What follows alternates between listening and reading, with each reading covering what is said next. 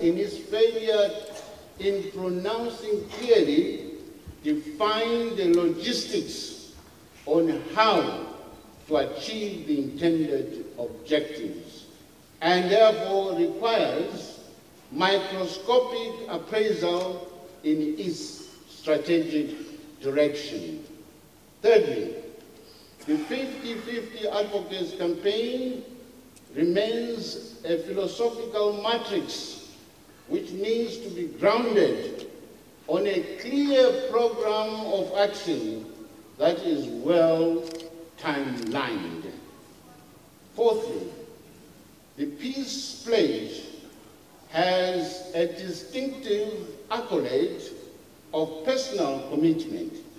However, for it to be effective, all those who pronounce it must do so on a daily basis with the highest degree of fidelity to it. Otherwise, it remains a dry statement which is out of daily practice and conviction. Nonetheless, the documents are commendable attempts to achieve gender parity. To that extent, all stakeholders are called upon to continually work towards a high degree of convergence of unpolluted and non-contradictory ideas on gender parity apostolic movements. It is now my singular honor and privilege to officially launch the three documents, namely the Women's Manifesto, the Election Charter, and the Peace Pledge, which must be firmly anchored on the 50-50 advocacy for sustainable gender parity. I thank you.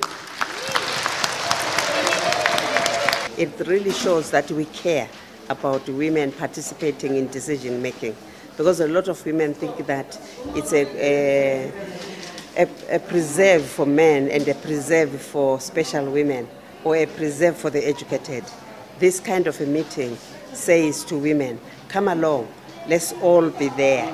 Because when you are in the decision-making circles, you see what is happening, you know the decisions that are being made, and you make an input on things that concern you as a woman. So women represent more people than men do, because we represent our families, we represent our communities, we are in the church, we are more active in a wider range of things than men are.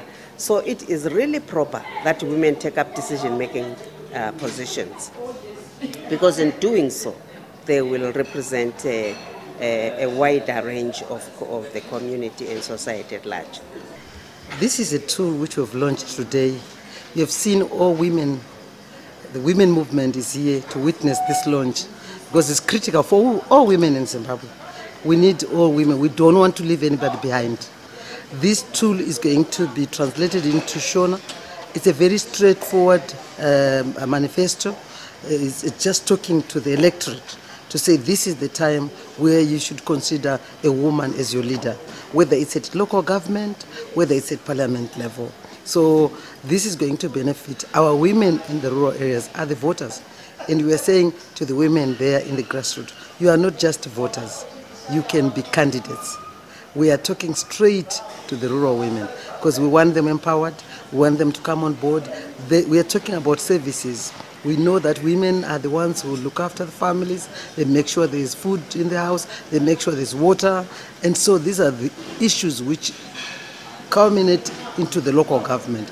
Once we have our women in those positions, we know that our people are covered.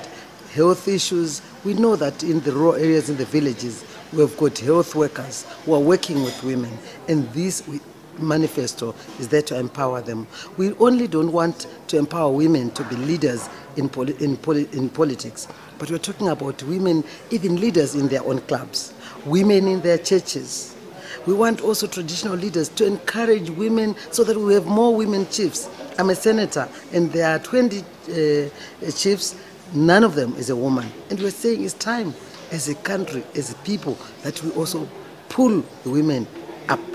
And we're saying to the women, don't worry about being told by another man that don't vote for this woman. If you know that woman can do it, if you're so sure that that woman is a good leader, vote for that woman. It's in a broader context. I don't want to limit it to one event.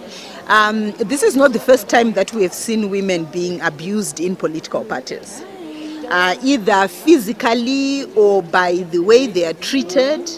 And I've always said that political parties are like marriages. They look nice from the outside, and yet probably most of the abuses that are towards women are within political parties.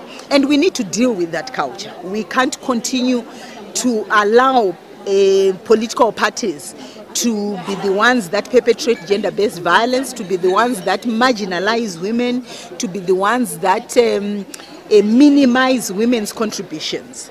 So it was within that context. Of course, we know that of recent we have seen the attack on Honorable Thokozani Kupe, and I think a number of other women's organizations have spoken about it. But I think it needs to be seen within the broader context that it is a problem, particularly now that we are going for primary elections. We are going to see many more of these things happening against women, and that was the essence of my comment.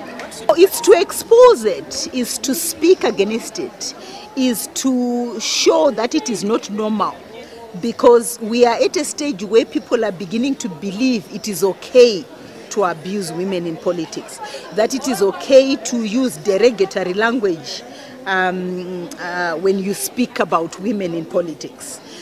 We need to speak against it, and we, the women who are in politics and those that are not in politics, need to say it's an unacceptable way of doing business. And I think this meeting and some of the resolutions will speak to those issues.